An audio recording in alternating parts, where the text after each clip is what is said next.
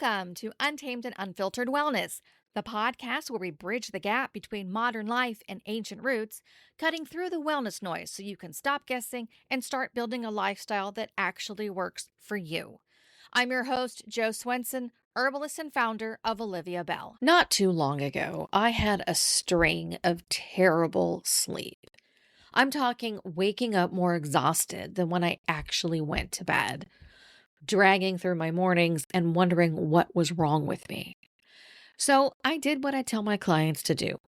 Take a look back at what was going on. And what I found was that it wasn't just one thing. On 3 different nights, I had 3 different reasons for having crappy sleep. One night, I ate dessert too late.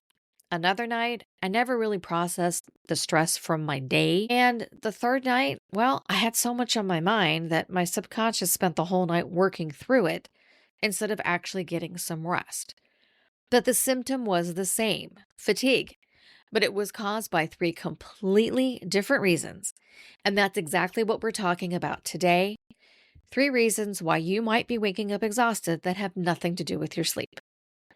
So let's break down the demise of my sleep. The first one was dessert. What actually happens in our bodies when we eat sugar late is that we get a blood sugar spike, an insulin response, and then our body starts going to work like it's supposed to. When we eat late, our sleep patterns become more fragmented and lighter. So we toss and turn or never feel like we actually fall asleep. And I really hate that feeling.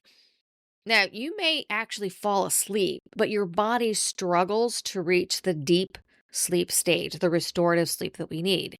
Eating late hits both your deep sleep and your REM sleep. And this is what happens. Elevated blood glucose from late night eating will interfere with normal sleep process. And then it reduces the amount of REM sleep that we are supposed to be getting. REM sleep is crucial for our memory, learning, and regeneration. So we're losing at both ends. We're getting less deep sleep and less REM sleep. Our body technically is going to work for the night when we eat late. Remember, digestion is a physical activity. It's just internal. So we never actually get to do the restorative work that is needed in our bodies. The other kicker is melatonin. Melatonin is the hormone in our body that naturally releases at night as it prepares for sleep. What happens is our body is trying to wind down and digest food simultaneously, and it just can't do both well. It wasn't built for that. So late night eating triggers a cascade of problems. So if you're going to eat late at night, expect to get some crappy sleep. Now, my second night, my unprocessed stress. Well, unresolved stress does to your nervous system at night what it's supposed to be during the day, which is elevate your cortisol. Deep sleep is supposed to bring your stress hormones down, but when your cortisol is already elevated, the body can't drop into the deep sleep easily. So you wake up a lot, or you get that crappy light sleep feeling where you never feel like you actually went to sleep because our cortisol is increased. It's a vicious cycle.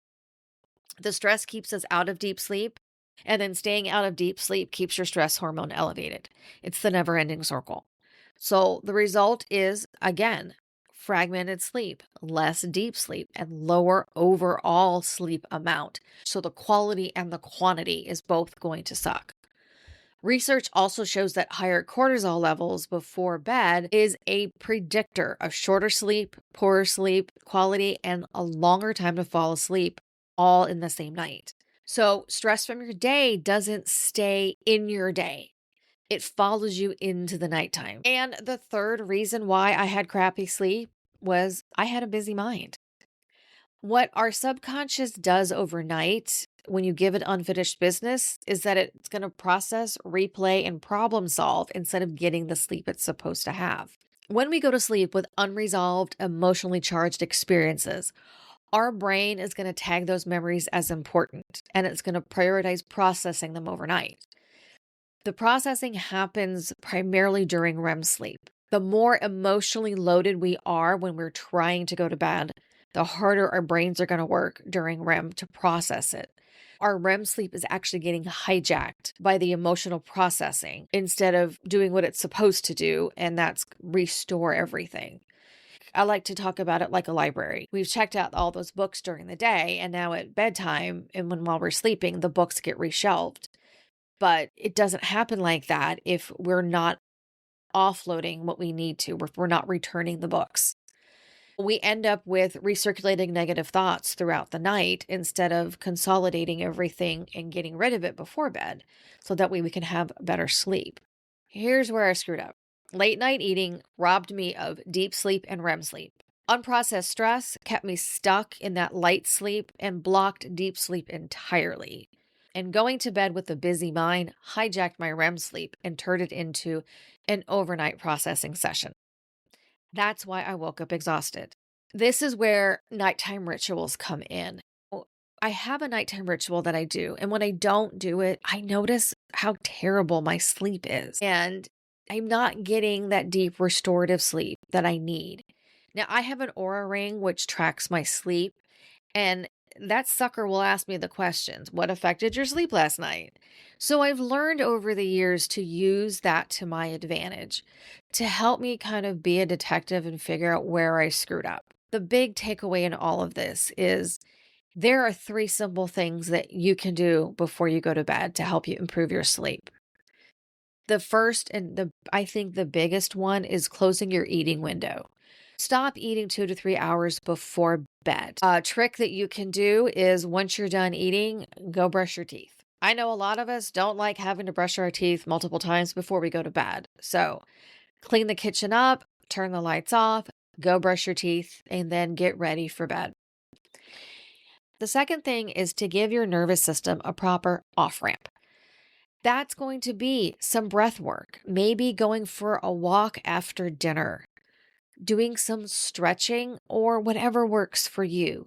But if you're dealing with some stress still toward the end of your night, find a way to let it go. Get it. And the last thing is if you've got a lot on your mind, get it out of your head and onto paper. This is where journaling comes in. There's a practice that I teach people to do, and that is grab a journal or a blank piece of paper and just start writing down all the weird stuff going through your mind. It's not going to make sense, and that's not the purpose of the exercise. It's not to make sense. It's to get it out of your head. And then when you're done with all that, take the piece of paper and throw it in the trash. You don't need to keep it. The idea is to get everything out of your head and onto paper. My recommendation is find something that works for you. Close your eating window, find an off-ramp for your stress, or unload your mind. Pick one and start there, especially if you're struggling with sleep on a regular basis. Let's try to figure out what's causing that, because fatigue is not random. It's our body's way of telling us that something is wrong. So if you're struggling with sleep quality, it's important that you now take the time to learn how to listen to your body. If this episode stuck with you today, join our Substack community where we can explore this idea a little bit further. You'll also find some reflection questions, herbal remedies, and a community of like-minded people. It's free to subscribe. The link is in the show notes. I hope you make some time today and every day for some peace, some plants, and some paws.